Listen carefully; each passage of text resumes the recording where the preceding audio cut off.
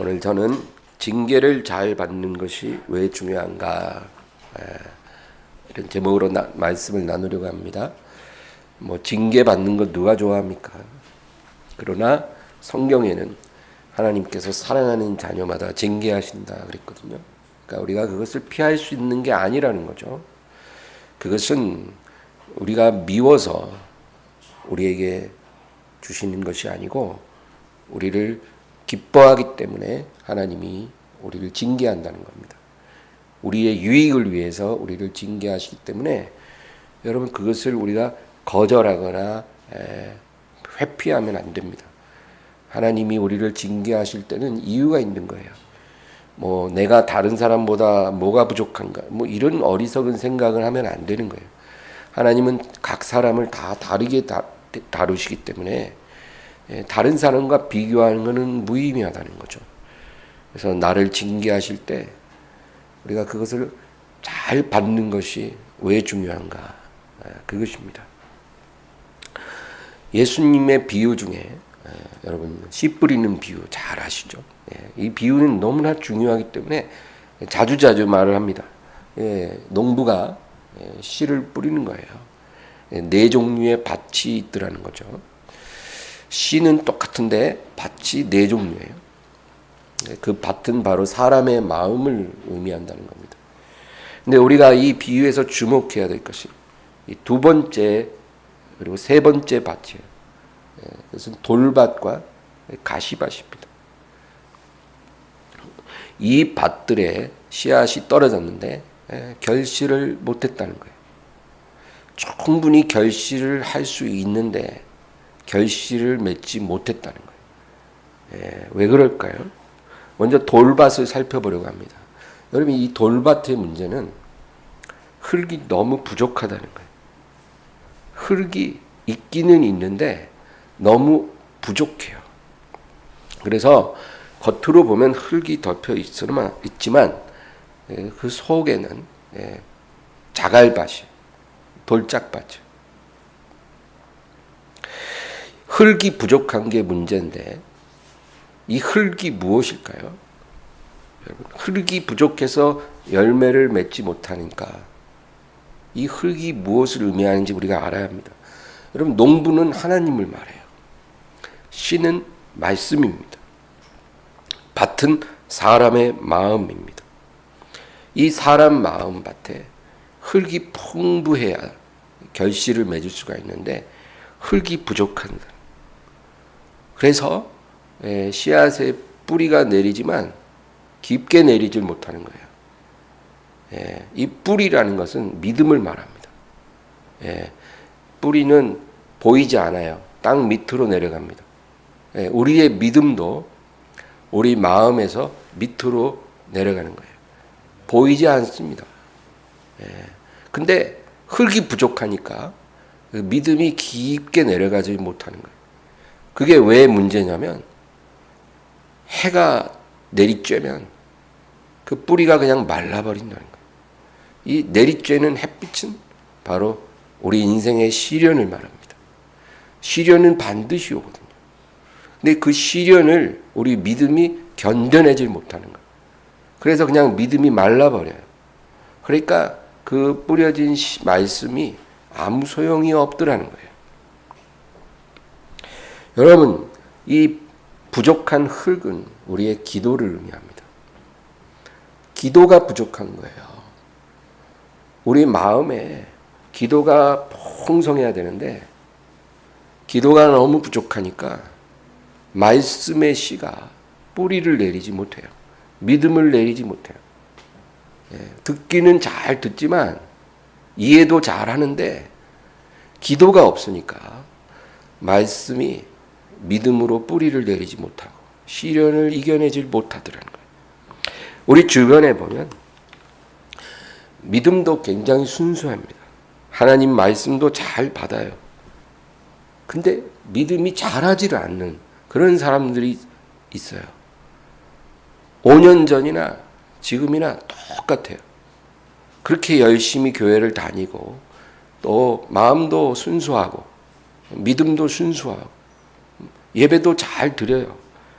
그런데 다람쥐 쳇바퀴 돌듯이 늘 똑같은 믿음인 거예요. 성장하지를 못합니다. 왜 그럴까요? 기도를 하지 않는다는 거.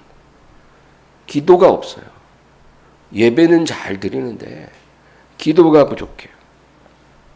자기 혼자서 30분 이상은 절대 기도를 못하는 사람. 예. 그러니까 이 기도가 흙이라 그랬잖아요. 흙이 아예 없는 게 아니라는 거죠. 흙이 있지만 너무 얕은 거예요. 그러니까 이 사람은 하루에 10분 이상 기도를 안 하는 사람이에요. 예, 밥 먹을 때 하고 잠잘 때 하고. 근데 그 기도 시간이 10초에 10초. 예, 10초짜리 기도를 서너 번 하고 그냥 살아요, 하루 종일.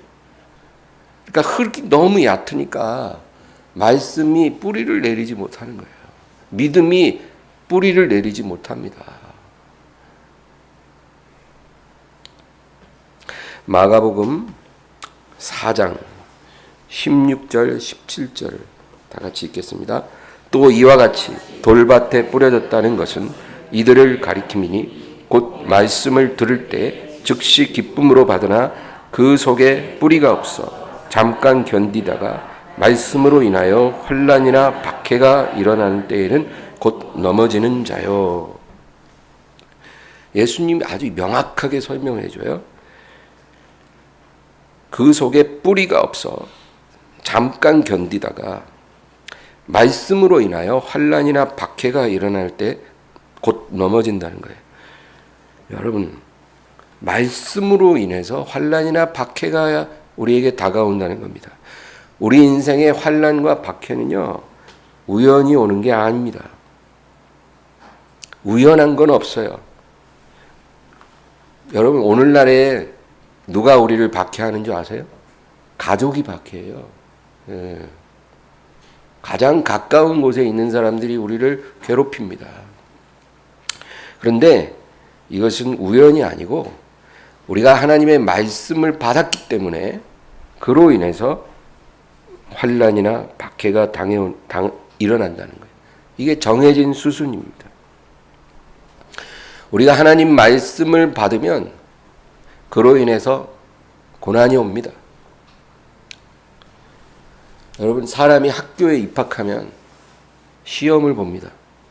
그렇죠? 학생이 학교에 입학하면 중간고사 봐야 되고 기말고사 봐야 돼요. 그거는 정해진 거예요.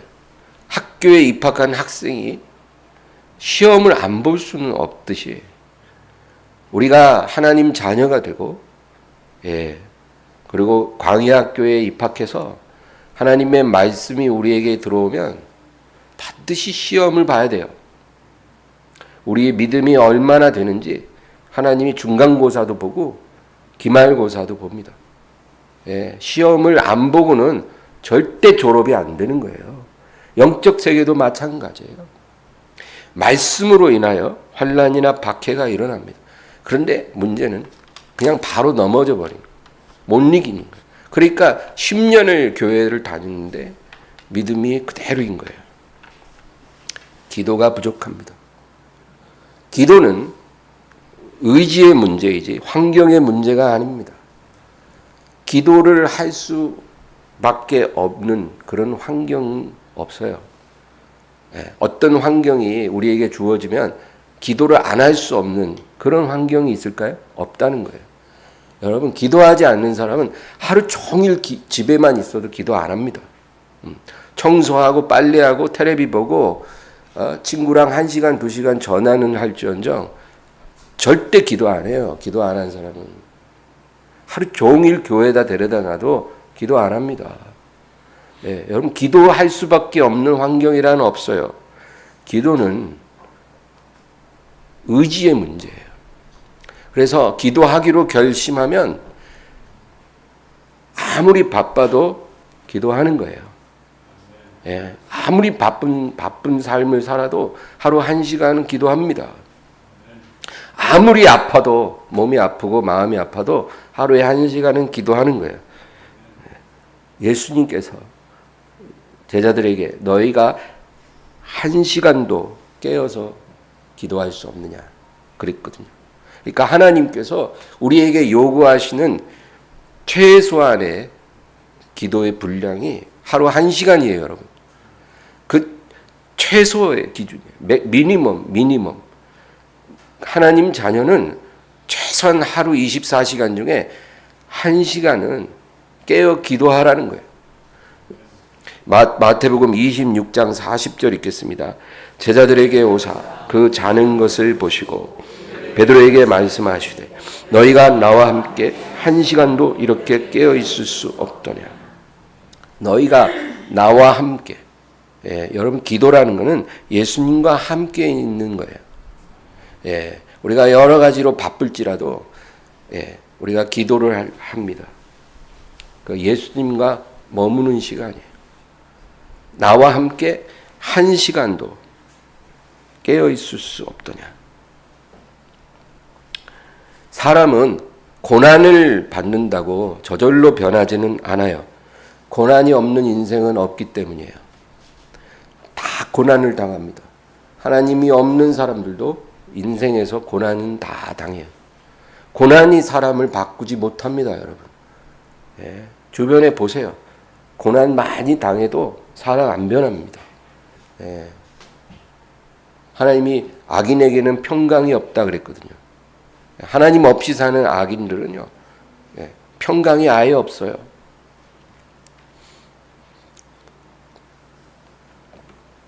고난이 사람을 변화시키는 게 아니라 고난 중에 기도할 때 사람이 변합니다.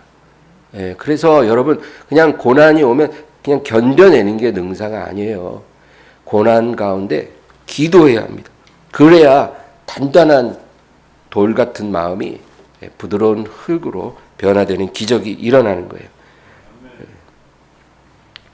그래서 자갈밭이 흙밭으로 변합니다.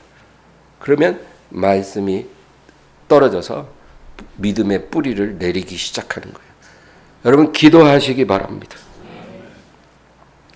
그 다음에는 가시밭이 있어요. 가시밭. 오늘 더 중요한 것입니다. 이게 가시밭. 가시밭은 기도가 부족해서 결실하지 못하는 사람이 아닙니다. 마음이 가시떨기가 덮여서 이렇게 오염된 사람을 말합니다. 예수님은 이런 사람이 있다는 거예요. 마가복음 4장 18, 19절을 다 같이 읽겠습니다.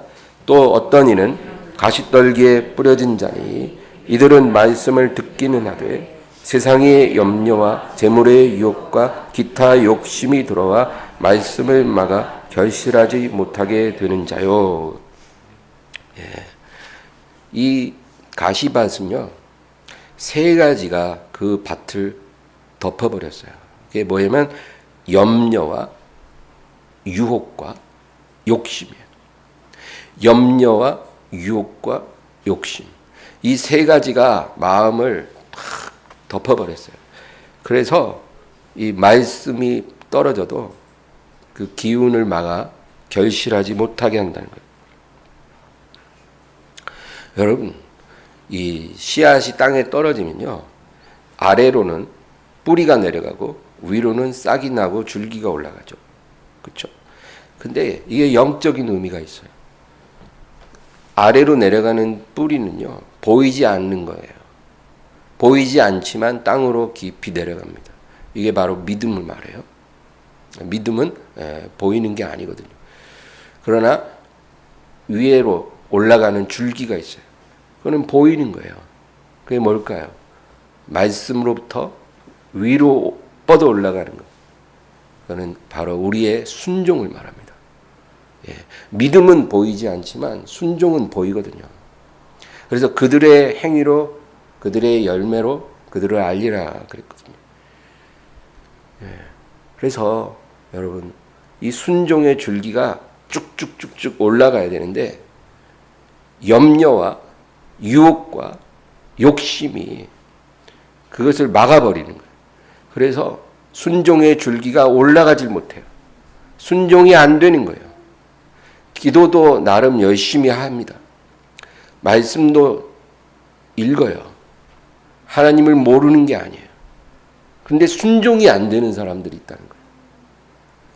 알 만큼 다 아는데 순종이 안 돼요. 그게 바로 가시밭입니다. 순종의 나무가 위로 올라가지 못하는 거예요. 그러니까 열매가 없다는 거죠. 이런 사람은 교회에 열심히 다니고 기도를 하지만 응답이 없어요. 기도를 그렇게 해도 응답이 없어요. 되는 일도 없고 신앙생활에 기쁨이 없어요. 그래서 실망감이 점점 커집니다. 그래서 하나님과 멀어집니다. 자기 문제가 뭔지를 보질 못하는 거예요. 이런 가시밭이 우리에게 있을 수 있다. 여러분, 다윗이라는 사람은 아주 훌륭한 믿음의 사람이지만 그러나 이 사람은 원래 전형적인 가시밭 유형의 사람이라는 거죠.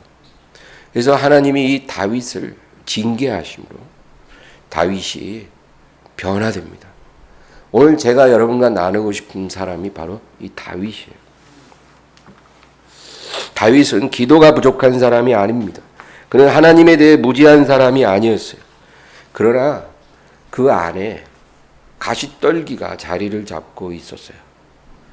그래서 이것이 다윗으로 하여금 하나님이 원하는 사람이 되지 못하게 만들었어요. 여러분, 시한폭탄이 있습니다. 시한폭탄이 있으면 누가 발 뻗고 잠을 잡니까? 우리 집에 시한폭탄이 장치되었다 그러면 누가 그것을 알고도 편안히 잘 수 있겠어요? 언제 터질지 모릅니다. 이 시한폭탄이 작동하기 시작합니다. 아주 사소한 죄로부터 시작되는 거예요. 그래서 이 다윗의 문제가 내 문제일 수 있다는 것을 잊지 마시기 바랍니다. 내 안에 가시떨기가 있다는 것을 모르거든요. 그러나 이것이 문제를 일으킵니다. 바로 다윗이 그랬어요. 어느 날 저녁에 이 다윗은 우연히 목욕하는 여자를 보게 됐다는 거예요. 목욕을 하는 이 여자를 쳐다보는 것은 굉장히 부끄러운 일인데 다윗은 그것을 멈추지 않았어요. 이거 굉장히 사소한 거예요. 그냥 남자들끼리 얘기할 때는 그냥 웃고 넘어갈 수 있는 그런 거예요. 아, 내가 우연히 옥상에 올라갔는데 그 옆집 여자가 마당에서 목욕하더라고. 그러면 그냥 남자들끼리는 그냥 웃어 넘기는 얘기가 될 수도 있어요. 그러나 이렇게 사소해 보이는 일이 시한폭탄이 될 수 있다는 거죠. 그래서 이 다윗은 부끄러운 행동을 멈추지 않았어요. 그리고 자기 집에 있을 때 그 목욕하는 여자의 모습이 계속 떠오른 거예요. 마음속에. 그 여자에게 반한 거예요. 근데 다윗이 누구예요? 이스라엘의 왕이거든요. 오늘날에는 상상할 수 없지만 왕권 시대에서는요, 왕이 원하는 여자는 아내로 삼을 수가 있다는 거예요. 그러나 남의 아내는 함부로 빼앗기가 어려워요. 아무리 왕이라도. 그런데 다윗은 이 여자를 자기 처소에 데리고 와서 강제로 동침하고 그 여자에게 임신이 됐다는 거예요. 그리고 그것을 감추기 위해 그 남편을 전쟁터에서 전사하도록 만듭니다. 그리고 나서 이 여자를 자기 아내로 삼았다는 거예요. 여러분, 이게 바로 죄의 권능이에요. 죄는요, 아주 사소한 것에서 시작하지만 한 번 시작되면 그 멈추기가 어려워요. 네, 죄를 멈추기가 어려워요. 그래서 다윗은 하나님이 원하시는 사람이 되지 못했어요. 네, 그가 비록 왕이 되어 하나님을 위해 여러 가지 일은 할 수 있었을지라도 하나님이 보실 때 다윗은 이미 가시나무로 가득한 땅이에요. 하나님이 원하는 열매를 맺을 수가 없는 그러한 땅이 되어버렸어요. 우리도 그렇게 될 수 있습니다. 그래서 하나님은 이 다윗을 고쳐주시기로 마음먹었습니다. 그래서 어떤 일이 일어났을까요? 하나님이 징계가 임하는 거예요. 여러분, 하나님의 징계는요, 우리가 미워서 벌을 내리는 게 아니라는 거예요. 그거 정확하게 아셔야 돼요. 우리가 뭘 잘못을 해서 하나님의 징계를 받더라도요, 우리가 벌 받는 게 아니에요, 그게. 왠지 아세요? 우리가 받을 벌은 하나님의 아들이 예수 그리스도가 이미 다 받으셨기 때문이에요. 이거 깨달아야 돼요. 우리가 뭘 잘못해서 우리 삶에 막 어려움이 와요. 그러면 마귀가 제일 먼저 다가와서 뭐라 그러냐면, 이게 다 네가 저지른 죄 때문이야. 너의 죄의 열매야. 그렇게 말해. 그러나 그것은 사실이 아니에요. 우리의 죄값을 이미 십자가에서 다 지불하셨다는 거예요. 누가? 하나님의 아들 예수 그리스도가. 그래서 예수님을 믿는 자들에게는요, 죄의 형벌이 아니라 우리를 고쳐주시는 하나님의 징계가 임하는 거예요. 의미가 완전히 달라요. 나를 온전한 사람으로 열매 맺도록 하기 위해 징계하시는 거예요. 그래서 낙심하지 말라는 거예요. 죄의 벌이 아닙니다. 나를 고쳐주시는 하나님의 손길이에요. 그래서 하나님의 징계를 받을 때 낙심하지 말라는 거예요. 그래서 이 다윗은요, 하나님의 징계를 받았어요. 어떤 일을 하냐면, 이 불륜으로 태어난 아이가 죽습니다. 하나님이 그 아이를 데려가세요. 금식 기도를 해도 하나님이 들어주시지 않았어요. 두 번째는 그 아내로 맞아들인 밧세바에게 절대로 말할 수 없는 비밀을 갖게 됐어요. 여러분, 부부가 살면서 무덤까지 갖고 가지 않으면 안 되는 비밀이 있다는 건 참 슬픈 일이겠죠. 부부는 비밀이 없어야 되는데 절대로 말할 수 없는 비밀이 생긴 거예요. 그게 뭐예요? 그 밧세바의 전 남편이 어떻게 죽었는지 그거를 말할 수 없는 거예요. 밧세바는 자기 남편이 그냥 전사했다고 생각하지만 사실은 다윗이 살해한 거예요. 그것을 어떻게 말하겠냐고요. 못 말하는 거예요. 그래서 저는 그 다음에 밧세바가 낳은 두 번째 아들이 솔로몬이잖아요. 그 솔로몬을 후계자로 정할 때 이 다윗이 밧세바에 대한 미안함이 작용하지 않았을까. 그 남편을 살해했기 때문에 그런 생각도 들었습니다. 그 다음에 이 우리아를 죽이라는 미션을 수행했던 그 요압의 폭주를 더 이상 통제할 수 없는 왕이 됐다는 거예요. 왕이 통제하지 못하는 부분이 있다면 그건 참 부끄러운 일이죠. 그러나 이제 요압에게 약점이 잡혔어요. 그래서 요압이 왕이 허락하지 않은 막 살인을 저지르고 별짓을 다 해도 요압을 통제하지 못했어요. 이게 다 하나님의 징계라는 거예요. 그런데 이런 징계를 받는 다윗의 태도는 온유함입니다. 여러분, 오늘 제가 여러분과 나누는 제일 중요한 주제예요.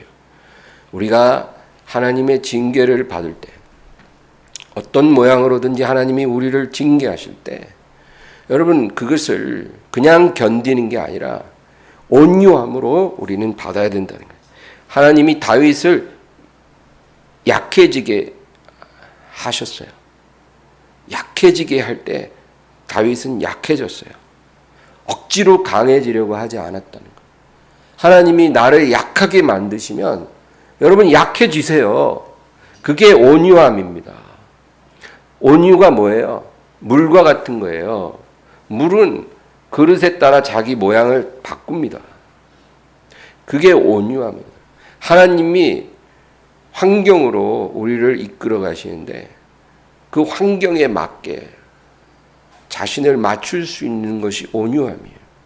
하나님이 나를 약하게 만들면 약해질 줄 알고, 하나님이 나를 낮추시면 낮아질 줄 알아야 돼요. 그걸 막 억지로 막 벗어나려고 하지 않는 거예요. 여러분, 어떤 성도들은 자기 몸이 건강하지 못해서 너무 괴로워합니다. 내가 좀 건강했으면 좋겠는데 내가 너무 건강하지 않아요. 하나님이 건강하지 않게 하셨으면 그것을 받아들일 줄도 알아야 돼요. 약해짐을 받아들여야 돼요. 낮아짐을 받아들여야 돼요. 가난하게 하시면 그 가난함을 받아들이세요. 이게 징계를 받는 태도입니다. 예? 어떤 사람은 하나님이 물질로 가난하게 하셔서 돈이 너무 없는데도 쓸 거 다 써요. 예? 막 카드 대출 받고 막 주변 사람한테 돈 빌려갖고 하고 싶은 거 다 해요. 이거는 하나님이 원하는 징계받는 태도가 아닌 거예요. 하나님이 물질로 가난하게 하시면 그 가난에 맞춰서 풍부에 처할 줄도 알고 비천에 처할 줄도 알아야 돼요. 어린 아들을 살려달라는 간절한 기도를 하나님이 거절하셨을 때 그걸 받아들입니다. 요압이 왕을 무시할 때 왕으로서 분노할 수 있지만 분노하지 않고 받아들였어요. 그를 참았다는 거예요. 왜? 그것도 하나님 징계의 일부분이라는 것을 알았기 때문이에요. 그래서 다윗은 요압이 자기를 무시해도 그거를 참고, 아들 압살롬이 아버지를 상대로 반란을 일으켰을 때도 분노하지 않고 하나님의 징계의 일부분이라고 받아들였어요. 늙은 시므이가 다윗을 저주할 때도 분노하지 않고 그를 살려주라고 말합니다. 사무엘하 16장 11절을 읽겠습니다. 또 다윗이 아비새와 모든 신하들에게 이르되 내 몸에서 난 아들도 나를 해하려 하거든 하물며 이 베냐민 사람이랴 여호와께서 그에게 명령하신 것이니 그가 저주하게 버려두라. 여호와께서 그에게 명하신 것이니 그가 저주하도록 버려두라. 이 미친 늙은이가 말도 안 되는 욕을 해요. 그런데 다윗은요 거기에 대해서 분노하지 않고 하나님이 그에게 명하신 것이니 저주하게 내버려두라. 징계의 일부분이라고 생각한 거예요. 그런 것도 우리가 살다 보면 말도 안 되는 일이 생겨요. 너무너무 억울하고 진짜 부당한 일을 당해요. 그 우리는 분노하기 쉽잖아요. 그러나 여러분 하나님의 사람은 그것조차 하나님이 그렇게 하게 한 것이다. 그것도 하나님의 징계의 일부다. 그렇게 받아들인다는 거예요. 그를 죽이지 말라. 요한일서 1장 10절입니다. 만일 우리가 범죄하지 아니하였다면 하나님을 거짓말하는 이로 만드는 것이니 또한 그의 말씀이 우리 속에 있지 아니하리라. 우리가요 하나님 볼 때는 개찐 도찐 다 죄인인데 아주 낡아 빠진 옷이에요. 누더기 옷과 같아요. 우리가 가진 의라는 게요. 예? 지금 다 누더기 옷을 입고 있는데 옆에 거지 누더기가 더 낡았다고 우리가 놀리는 거예요.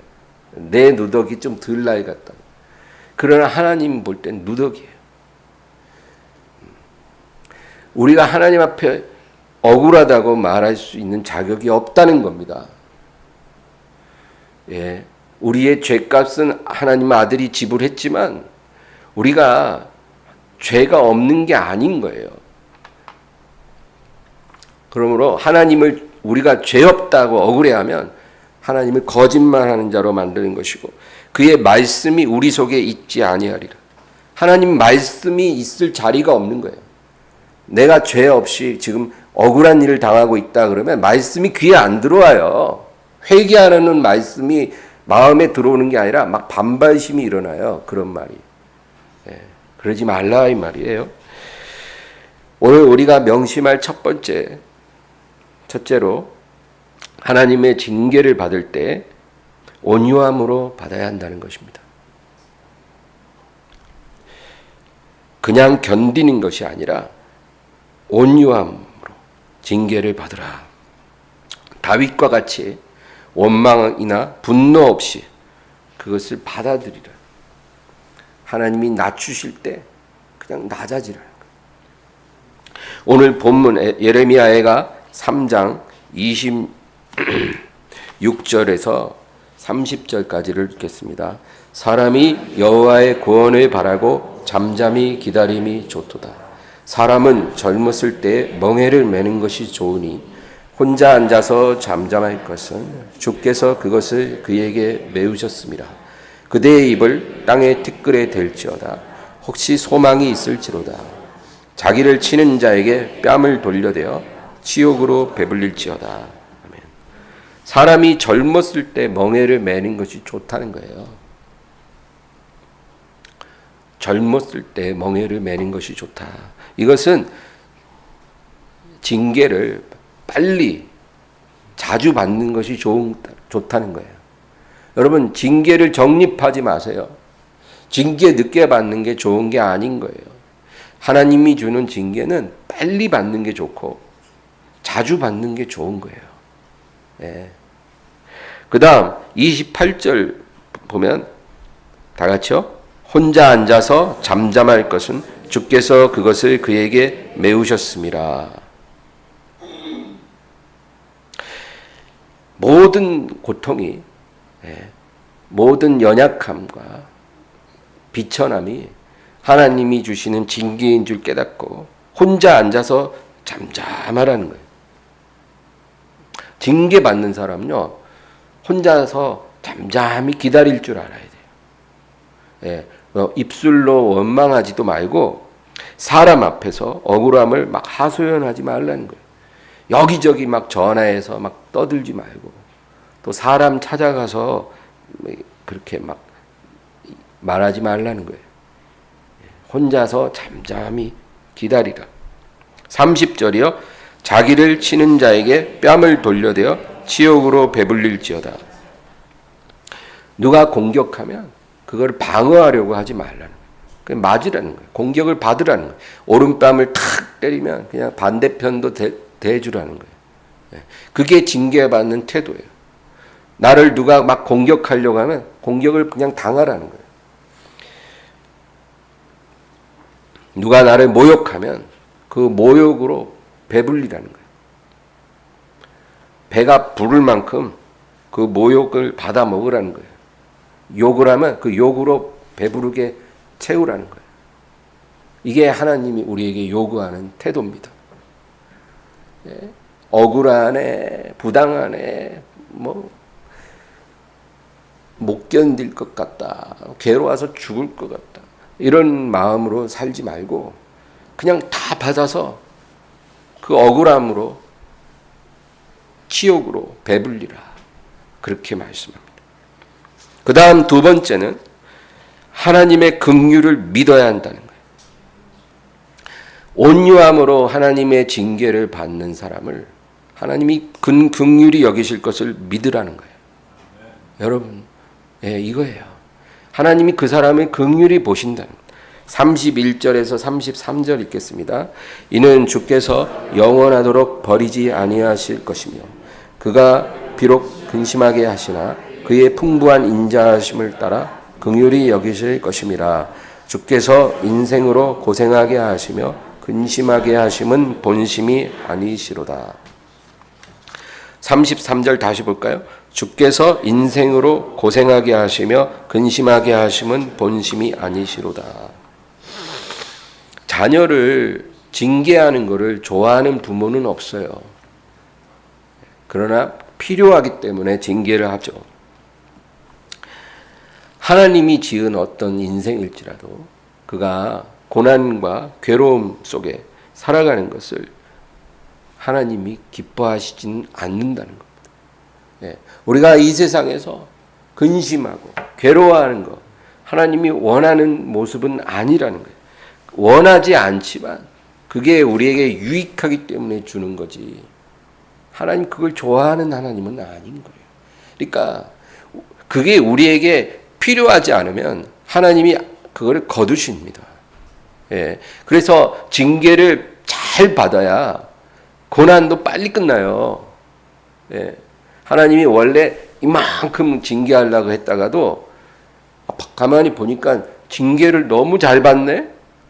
그러면 그냥 그거를 조그맣게 만들어서 빨리 끝나게 해요. 그거예요. 하나님이 징계하는 목적이 이미 이루어졌기 때문에 더 계속 징계할 이유가 없다는 거예요. 농부가 그 자기의 가시밭을 불태웁니다. 그 불구경하고 막 박수 치려고 불태우는 게 아니죠. 그렇게 불로 가시덩굴을 다 태우고 나서 그리고 다시 씨를 뿌리고 결실하는 것을 기대하는 거예요. 반드시 통과해야 될 과정이라는 거죠. 세 번째로 하나님께 돌아가야 한다는 겁니다. 40절 41절을 읽겠습니다. 우리가 스스로 우리의 행위들을 조사하고 여호와께로 돌아가자. 우리의 마음과 손을 아울러 하늘에 계신 하나님께 들자. 우리 스스로 우리의 행위들을 조사하라는 거예요. 예. 여러분, 누가 아무리 우리에게 지적을 한들 무슨 의미가 있겠어요? 내가 스스로 나의 행위를 조사해야 돼요. 내 과거의 삶을 내가 어떻게 살아왔는지를 정직하게 돌아보고 여호와께 돌아가라는 거예요. 하나님이 원하시는 모습으로 사는 것, 그게 하나님께 돌아가는 길입니다. 여러분, 우리가 예배를 드리는 것으로 하나님께 다 했다고 그렇게 생각하면 안 돼요. 예배는 반드시 잘 드리는 게 좋지만 우리의 삶이 하나님이 원하시는 모습이 될 때 그게 바로 하나님이 보실 때 하나님께 돌아온 거예요. 우리의 마음과 손을 아울러 하늘에 계신 하나님께 들자. 우리의 양손에 우리의 마음을 담아 하나님께 올려드리라는 거예요. 여러분, 이게 어려울까요? 오늘 제가 세 가지 말씀했어요. 하나님의 징계를 온유함으로 받고 하나님의 긍휼을 믿고 하나님 앞에 마음과 손을 들고 하나님께 돌아가라는 거예요. 이 부르심에 어떻게 반응할지는 우리 각자의 몫입니다. 여러분, 징계를 최소한으로 받고 하나님이 원하시는 열매를 풍성히 맺으시길 바랍니다. 요한복음 3장 17절을 히브리서 12장 11절 읽고 마치겠습니다. 무릇 징계가 당시에는 즐거워 보이지 않고 슬퍼 보이나 후에 그로 말미암아 연단받은 자들은 의와 평강의 열매를 맺느니라. 아멘. 누가 징계를 좋아하겠어요? 징계받을 때는 괴로운 것입니다. 그러나 피할 수 없고 반드시 받아야 되고 그리고 잘 받아야 합니다. 그래야 우리가 변화될 수 있어요. 그래서 징계를 잘 받은 자를 그로 연단받은 자들이라 그렇게 말하는 거예요. 그들은 의와 평강의 열매를 맺느니라. 이게 바로 하나님이 원하시는 열매예요. 하나님을 위해 어떤 일을 하라는 게 아니에요. 의와 평강의 사람이 되는 거예요. 그것이 하나님이 원하시는 열매예요. 내가 새로운 사람이 되는 것. 하나님이 그거 보고 싶은 거예요. 그게 우리 인생에 하나님이 원하시는 가장 중요한 거예요. 어떤 사람은 자꾸 뭘 하고 싶어 하는데 여러분, 그것은 하나님이 원하는 게 아니에요. 내가 새로운 사람으로 변화되는 것. 그것이 하나님이 원하는 거예요. 그게 열매예요. 의와 평강이 나를 충만하게 채우는 것. 그것이 하나님이 우리에게 보고 싶어 하시는 거예요. 요한복음 3장 17절 읽겠습니다. 하나님이 그 아들을 세상에 보내신 것은 세상을 심판하려 하심이 아니요 그로 말미암아 세상의 구원을 받게 하려 하심이라. 아멘. 우리가 예수님을 영접했기 때문에 우리가 하나님의 심판을 받지 않는다는 걸 믿으시기 바랍니다. 우리의 믿음만 온전하면, 우리가 예수님을 온전히 의지하면 우리는 죄를 범해도 하나님의 심판을 받지는 않아요. 그러나 하나님의 혹독한 징계를 받을 것입니다. 그 징계를 잘 받아서 여러분 하나님이 원하는 사람이 되시기를 주의 이름으로 축원합니다. 하나님 아버지 감사합니다. 오늘도 주님을 찬양하게 하시고 아버지 하나님 우리의 삶에 어떤 모양으로든 우리가 원치 않는 일들이 일어날 때 내 마음의 근심과 고통과 그러한 슬픔이 다가올 때 아버지 이것을 하나님의 징계로 알고 잘 받게 하여 주시옵소서. 온유함으로 그 징계를 잘 받게 하시고 우리를 긍휼히 여기신 하나님을 믿게 하여 주시옵소서. 주님 우리를 일으켜 주시고 우리가 하나님이 원하시는 사람이 되도록 도와주시옵소서. 감사드리고 예수님의 이름으로 기도합니다. 아멘. 찬양하고 기도하겠습니다.